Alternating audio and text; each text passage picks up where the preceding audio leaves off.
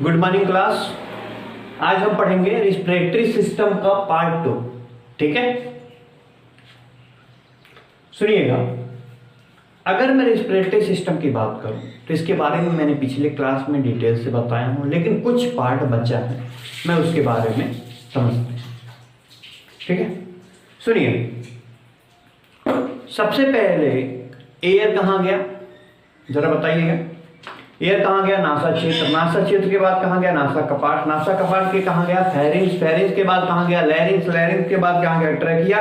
Trachea के बाद कहाँ गया? ब्रोंकाई। ब्रोंकाई के बाद कहाँ गया? ब्रोंकस। ब्रोंकियोल। ब्रोंकियोल्स के बाद कहाँ गया? एल्वुलाई। एल्वुलाई के बाद कहाँ गया? एल्वुलाई के बाद एयर कहाँ गया? ब्लड। ब्लड के बाद कहाँ गया? सेल्स। सेल के बाद कहाँ गया? माइटोकॉन्ड्रिया में। ठीक है, सुनिएगा। अगर मैं ब्लड यहां पे एयर की बात करूं तो देखो, श्वसन हमारे शरीर में दो प्रकार की होती है, आंतरिक श्वसन और बाह्य श्वसन। सबसे पहले मैं बाह्य श्वसन समझते हैं। जो सांस मैंने अंदर लिया, जो फेफड़े तक सांस गया, उसको मैं क्या कहूंगा? बाह्य श्वसन। और फेफड़े के द्वारा, यानी फेफड़े में क्या है? एल्वुलाई के द्वारा ब्लड तक पहुंचना कौन सा श्वसन? आंतरिक श्वसन कहते हैं। यहां तक समझ में आए? सुनिए, जैसे मैं बात कर रहा हूं, यहां पे एल्वुलाई है, ए एल्वुलाई है। एल्वुलाई क्या करती है? जैसे मैंने सांस लिया तो ऑक्सीजन क्या कहां गया? ऑक्सीजन एल्वुलाई में पहुंचा। अब जैसे ही एल्वुलाई में ऑक्सीजन पहुंचा तो क्या होगा? वहां से आसपास क्या रहते हैं? ब्लड रहते हैं। और ब्लड में क्या होता है? हीमोग्लोबिन होता है। ये हीमोग्लोबिन ऑक्सीजन को क्या कर देता है? पकड़ लेता है। अब पकड़ने के बाद कहां लेके जाता है? ब्लड में। अब ब्लड में ले जाने के बाद किसको देता है? सेल को देता है। सेल किसको देती है? माइटोकॉन्ड्रिया को। ठीक है, ये माइटोकॉन्ड्रिया क्या करता है? क्रेब्स साइकिल चलाता है। क्या चलाता है? क्रेब्स साइकिल चलाता है। उस क्रेब्स साइकिल के दौरान क्या बनता है? एटीपी बनती है, यानी ऊर्जा बनता है। ठीक है, ऊर्जा बना, एटीपी बना। जब एटीपी बनी है तो वहां से कार्बन डाइऑक्साइड भी रिलीज होती है। फिर उस कार्बन डाइऑक्साइड को क्या करता है? हीमोग्लोबिन पकड़ के लेके आता है। कहां? एल्वुलाई में रख देता है। ठीक है, सुनिए। मैंने सांस लिया, जैसे ही ऑक्सीजन यहां पे पहुंचा तो हीमोग्लोबिन क्या करेगा? उसको पकड़ के लेके चला जाएगा। और जब वहां से वापस आएगा तो वहां से क्या लेकर आएगा? Carbon dioxide. अब मैं कहां से वापस करने की बात कर रहा हूं? कहां से लेकर आएगा? माइटोकॉन्ड्रिया से लेकर आएगा। ठीक है, यानी ब्लड से माइटोकॉन्ड्रिया में आया, माइटोकॉन्ड्रिया से कहां गया? ब्लड। अब वहां से क्या करेगा? हीमोग्लोबिन लेकर वापस चला आएगा। ठीक है, वापस लेके आएगा तो मैंने सांस को बाहर निकाला, कार्बन डाइऑक्साइड बाहर निकल गई। ऑक्सीजन जैसे ही अंदर गई, हीमोग्लोबिन पकड़ा और लेके चला गया। और वहां से क्या करेगा? वहां से जब वापस आएगा तो कार्बन डाइऑक्साइड को लेकर आएगा। यहां तक समझ में आया? हीमोग्लोबिन का काम क्या होता है? ऑक्सीजन और कार्बन डाइऑक्साइड का आदान प्रदान करना, यानी गैसों का एक्सचेंज करना, इसका काम होता है हीमोग्लोबिन का। यहां तक समझ में आया? सुनिए, कभी कभी आप लोगों ने सुना होगा कि धुएं में रहने की वजह से किसी की मौत हो गई। ठीक है, कभी कभी होता है ना, ओल अपने घर में जला के उसके बाद दरवाजा बंद कर देते हैं, खिड़की सब बंद रहता है, तो पता चला उसी में निपट गए। क्यों होता है? इसके बारे में समझते हैं। देखिए, ये ऑक्सीजन को तो लेकर गया और कार्बन डाइऑक्साइड को क्या किया? लेकर आया। कौन? हीमोग्लोबिन। ठीक है, ये हीमोग्लोबिन वापस तो आया, किसको लेके? कार्बन डाइऑक्साइड को। और इधर से लेके किसको गया था? ऑक्सीजन को। देखिए, धुएं में क्या होता है? Carbon monoxide. ठीक है, क्या होता है? कार्बन मोनोऑक्साइड होता है कि नहीं होता है? देखिए, एक तरह से आपको समझने की कोशिश करिएगा। ये तीनों मान लो एक फ्रेंड है, वो भी फीमेल। ठीक है, क्या है, फीमेल। हीमोग्लोबिन की मान लो भाई शादी किसके साथ हो गई है, ऑक्सीजन के साथ, ठीक है। अब झेल रहा है, लेके जाता तो है लेकिन उतना खुश नहीं रहता, जब भी कार्बन डाइऑक्साइड को लेकर आता है तो ज्यादा खुश रहता है, ठीक है। लेकर आया ज्यादा खुश, इधर लेके गया कम खुश रहता है। गलती से CO को मिल गया ना, कार्बन मोनोऑक्साइड अगर मिल गए तो इन सबको तो छोड़ ही देगा, कार्बन ऑक्सीजन को छोड़ देगा और किसको लेके जाएगा, कार्बन मोनोऑक्साइड को।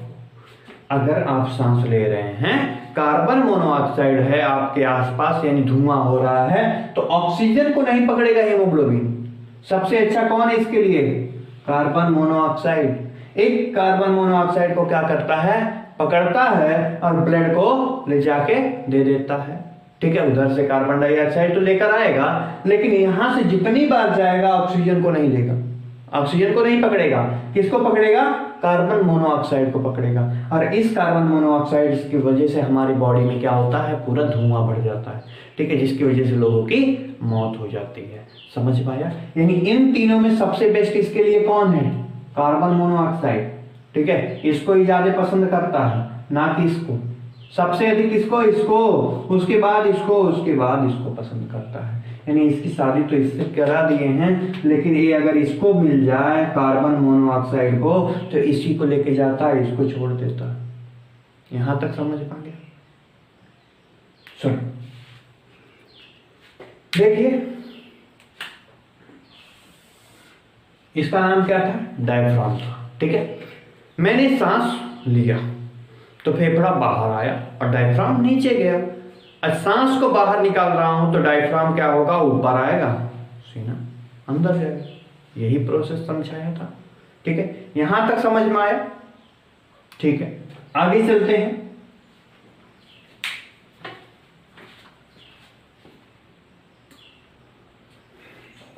हाँ, आगे देखिए,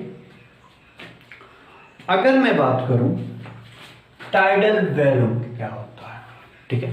टाइडल वैल्यूम का मतलब ये होता है एक बार जितना सांस ले सकते हैं उसे क्या बोलेंगे, टाइडल वैल्यूम, ठीक है। एक बार में आप कितना सांस लेते हैं, नॉर्मल बात कर रहा हूं, 500 ml, कितना, 500 ml, यानी आधा लीटर की जो बॉटल होती है उसमें जितना एयर आ जाता है उतना हम एक बार में सांस लेते हैं। समझ में आ गया, यहां तक समझ में आ गया। सुनो, टोटल लंग्स कैपेसिटी का मतलब क्या होता है, एक बार में अधिकतम सांस लेने की मात्रा। सुनो, जैसे मैंने ये फोर्स लगा के सांस लिया तो कितना आया, करीब 6000 ml, यानी 6 लीटर अधिकतम सांस लेने की मात्रा होती है। समझ में आ गया। टोटल लंग्स कैपेसिटी का मतलब क्या हुआ, एक बार में अधिकतम सांस लेने की मात्रा। जितना सांस आप ले सकते हैं, अधिकतम कितना ले सकते हैं, 6000 ml। समझ में आ गया, यानी 6 लीटर। यहां तक समझ में आया। आगे चलते हैं, ऑक्सीजन सिलेंडर की बात करते हैं। देखिए, जब आप कहीं पहाड़ पे चढ़ रहे हैं, पहाड़ पे चढ़ते वक्त क्या होता है, ऑक्सीजन कम रहती है ना वहां सब, तो ऑक्सीजन कम रहता है तो हमें कौन सा सिलेंडर लेके जाना रहता है, ऑक्सीजन प्लस नाइट्रोजन का सिलेंडर लेके जाना पड़ता है। एक में ही मिलाया रहता भाई, ठीक है, ये दोनों हमें लेके जाना पड़ता है। अगर हम समुद्र में जा रहे हैं तो समुद्र में हमें क्या लेके जाना पड़ेगा, ऑक्सीजन प्लस नाइट्रोजन, ठीक है, यहां भी और यहां भी। लेकिन गहरा समुद्र में अगर जा रहे हैं, गहरा का मतलब है 300 फीट के नीचे, ठीक है, तो क्या होगा, ऑक्सीजन प्लस हीलियम लेके जाना पड़ेगा। क्या, ऑक्सीजन प्लस हीलियम। अब हम ऑक्सीजन ही क्यों नहीं ले रहे हैं, मेन रीजन है, क्वेश्चन आ रहा है कि सर अगर हम केवल ऑक्सीजन ले तो क्या हो सकता है, क्यों हम हीलियम और नाइट्रोजन को मिला रहे हैं। तो सुनिए, अगर मैं केवल ऑक्सीजन लूं तो हमें आदत नहीं है केवल ऑक्सीजन लेने की, क्योंकि जो एटमॉस्फेयर है, एटमॉस्फेयर में तो नाइट्रोजन भी रहता है ना, 21% ही ऑक्सीजन रहता है ना, 78% क्या होता है, नाइट्रोजन होता है। तो हमें आदत नहीं है प्योर ऑक्सीजन लेने की। अगर हम प्योर ऑक्सीजन लेते हैं तो हमारे लंग्स पे चोट लगेगी, और चोट लगेगी, चोट लगने की वजह से क्या होता है, इंसान की मौत भी हो सकती है। समझ पा क्या? क्योंकि ऑक्सीजन जो होता है वो ज्यादा मजबूत होता है इन दोनों के कंपेयर में। ठीक है, अगर हम मिला के ले जा रहे हैं तो हल्का हो जाता है। समझ में आ गया? इसीलिए हम प्योर ऑक्सीजन नहीं लेते। समझ में आ गया क्यों नहीं लेते? आ गया समझ में? आगे चलते हैं। देखिए एक बार दोबारा, अगर हम पर्वत पे जा रहे हैं तो ऑक्सीजन प्लस नाइट्रोजन लेके जाएंगे, समुद्र में जाएंगे तो ऑक्सीजन प्लस नाइट्रोजन लेके जाएंगे, गहरा समुद्र में जा रहे हैं तो क्या लेके जाएंगे, ऑक्सीजन प्लस हीलियम लेके जाएंगे। समझ में आ गया? और गहराई का मतलब 300 फीट से नीचे की बात कर रहा हूं। यहां तक समझ में आए? ठीक है, मिलते हैं अगले क्लास में। ठीक है, थैंक यू क्लास, आज के लिए इतना।